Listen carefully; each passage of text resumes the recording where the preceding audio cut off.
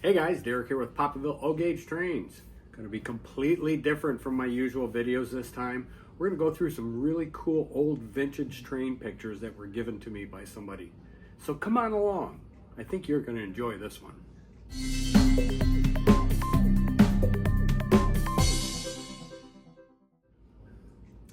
Alright guys, so like I said, something different this time. Today I went and I bought a boatload of standard gauge track off of somebody. It was at a price that I could not pass up. So when I went to pick it up, he said, "Hey, I got some other stuff you might be interested in." He gave me a box of 8 three-way light bulbs, this old incandescent one, and I kind of gave him an odd look. He says, "I'm just cleaning up my garage." I said, "Okay," but then he brought over this stack of stuff. And we started just zipping through it real quick, and it's really cool. So in here, there's a lot of old photographs, some of them going back as early as the late 20s, early 30s. I think the newest one in here is like 1981 or 1982. There was a stack of some real cool postcards. We're gonna go through those together, and a couple other pieces. So let's get right to it. Let me show you some of this stuff. So first off, this is really neat. Oh, hang on. I got a little cheat sheet here that I made some notes so I don't have to constantly be looking at stuff as I'm showing it to you. So first off, we have, this is from 1949. This is an old GM electromotive, like a supplement ad flyer. It features the the Southern Bell, Kansas City Southern line. This particular train it states in it, made a daily trip of over 873 miles from Kansas City to New Orleans daily. It kind of neat how it features the old school passengers shaving, using the old straight razors, but then down on the bottom we get the new 1949 way to shave with your electric razor and your porter in there. So yeah, that one is really, really neat. I like this a lot. The next are two different pieces. These are, which is which? Okay, so these are from the Railway Education Bureau. It's based out of Omaha, Nebraska, and these there was multiple different volumes of these. This particular one I thought was really cool. So this is came out in 1947. It's the history of transportation. Now, if we look through it, we have some blank pages, but let me get to. You do have some very cool pictures in here that you can go through, and then it gives you a breakdown of. Okay, let's see if I can flip through this without damaging it at all. But it's a breakdown of all the way, once the train transportation started, and a breakdown of all the different stuff all the way up to what we were looking at in the late 40s. I find it interesting because the opening line is history of transportation. 1. The history of transportation is evidently began when man's discovery that wood would float on water. So this one's really neat. This second one came out in 1948, and it is diesel locomotive operation. And I thought this one was really, really cool. Shows you all about the different diesel locomotives. Has instructions on how to operate them and everything. I mean, you got to break. Let's see if I can quickly find this one. Where is it? I hate to. Here you got a breakdown of all the controls, telling you what everything is. Well, what I thought was really cool is in the back. We'll pull back for this particular shot. It is like a diagram. This is of a 4-car system, but they only have 2 cars that they're showing because there's 2 of each. But it gives you the full breakdown of everything. So yeah, I thought this was really cool. And I looked online. Apparently, there's a lot of different versions. This one I have This is unit HA or HA1, and this particular one is unit N21. What's kind of neat, in the back few pages, especially in the diesel locomotive, all the way in the back, just before you get to that diagram that I showed you, but it is examination questions. Examination questions. What kind of fuel is used for a diesel engine? What's the height and horsepower of the diesel switchers in general use? How is the electric energy which is used to drive the diesel locomotive produced? I mean, kind of all these cool little questions that you can go back through. So I don't know who these were actually made for. Were they? I don't think they were made for engineers and stuff like that, because some of those are pretty basic. Or if this was just made for the general public. For those of you that know more about these, please tell me about them. All right, so now we're going to go through. We got a stack of pictures that we're going to go through here. So these first set of pictures, you're not going to have to see my ugly face for a while, because I'm just going to be showing you pictures. So these first few pictures, real quickly, these were from a train wreck that happened here in the Chicago area on October 19th in 1974 off of Shermer Road out in the, it used to be called Shermer, then they changed the name to Northbrook. It's in the Northbrook Glenview area.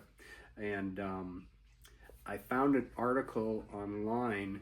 Apparently 30 years later there was another pretty bad train accident in that same basic location, and somebody did a story on it, and they were talking about what happened in that first train wreck. But let's take a look at some of these pictures. So this train wreck happened as the train was going over this trestle, and the trestle collapsed. As you can see, lots of destruction. 22 twisted cars, all piled up.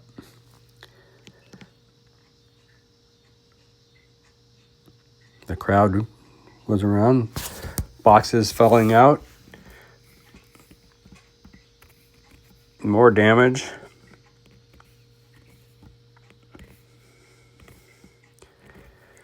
And this happened next to a graveyard. Fortunately, nobody ended up there.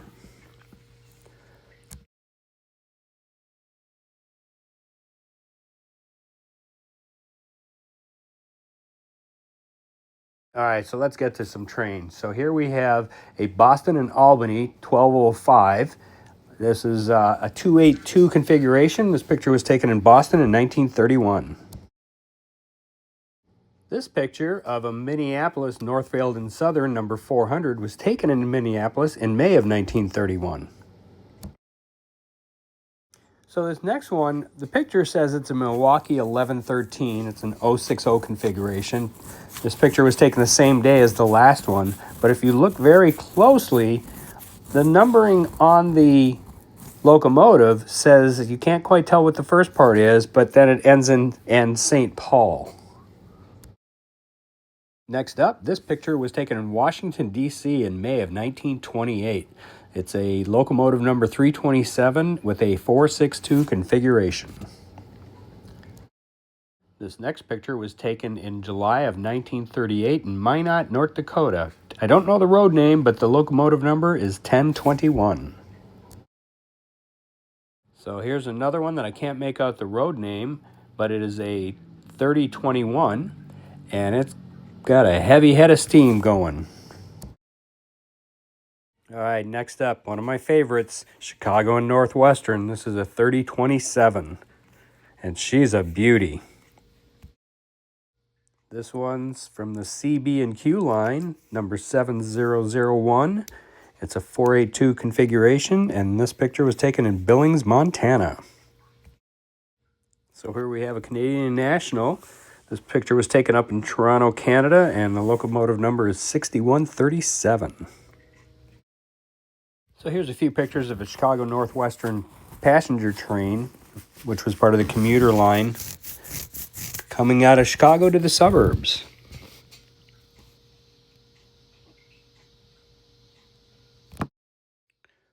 likes the Soo line. So up next here, we have a few random pictures that were taken in the Southern Rail Yard in Chattanooga, Tennessee in April of 1975.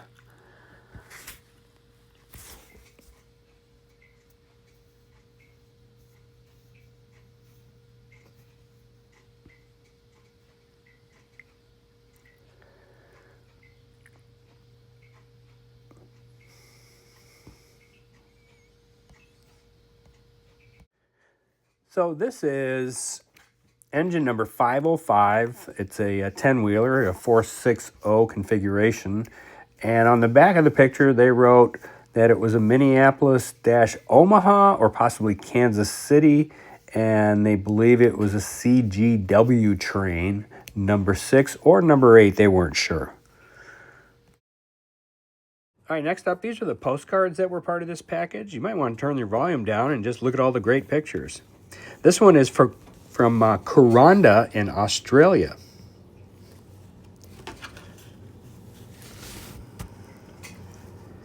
Next up, this is Duluth Mesabe Iron Range, number 227. It was built by the Baldwin Locomotive Works in 1941.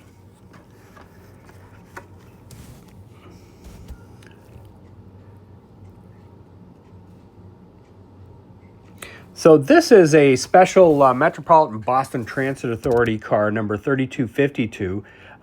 They did 3 of these, and they were on in different exhibitions, and this was taken July 17th, 1975. We have a number 3 steams along, pulling a gala of colored coaches.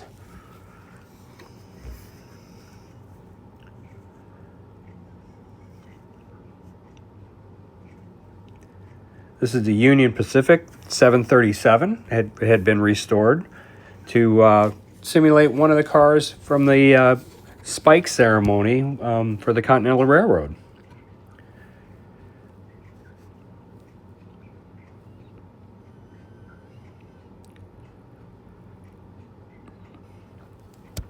So this is train number 408, which departed out of Seattle's King Street Station. It's a Northern Pacific. This photo's at 12:15. No, it would leave at 12:15 and arrive in Portland at 4 in the afternoon. Here's an Escanaba and Lake Superior for number 400. Part of the great Northern-inspired paint scheme.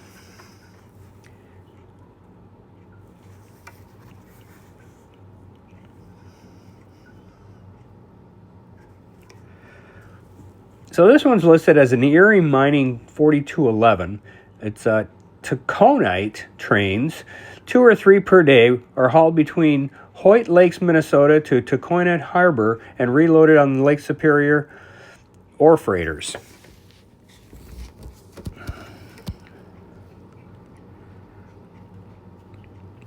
Wisconsin Central, number 582. This is a 6-axle locomotive. Number 7007 would run from Stevens Point to Fond du Lac. This is a New Haven 2556.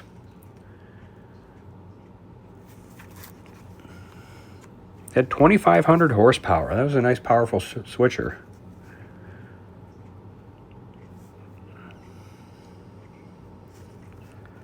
So this is another part of the Boston Metropolitan Transit Authority. This was the Boston 5159. This was their snowplow, and there's just come back after clearing all the lines after a snowstorm in February of 1969.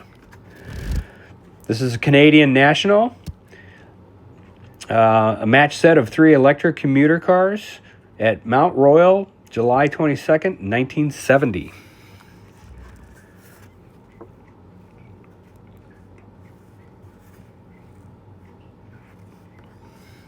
Here we have a Chicago, Milwaukee, St. Paul, and Pacific Railroad, the Milwaukee Road. It's a box cab electric locomotives numbered E45A, 45B, C, and D. They wait their next assignment in Butte, Montana.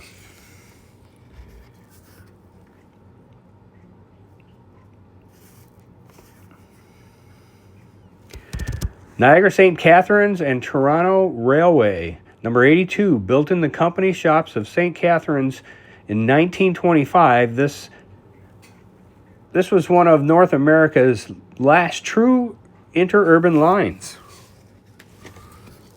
We have a double steam here. Georgia Peach Special, Savannah and Atlantic Pacific.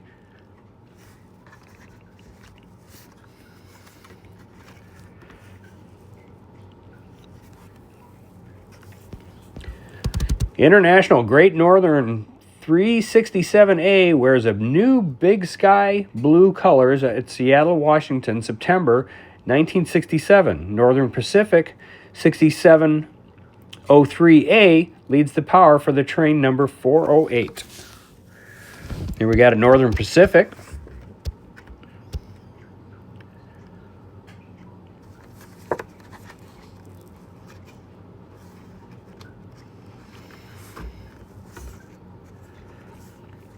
All right, here you go, guys. This is the Burlington 9905, built in 1936. It's one of the second pair of twin Zephyrs.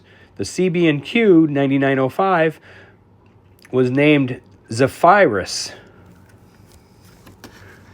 Here's a Jersey Central 2408, 2400 horsepower Fairbanks Morris.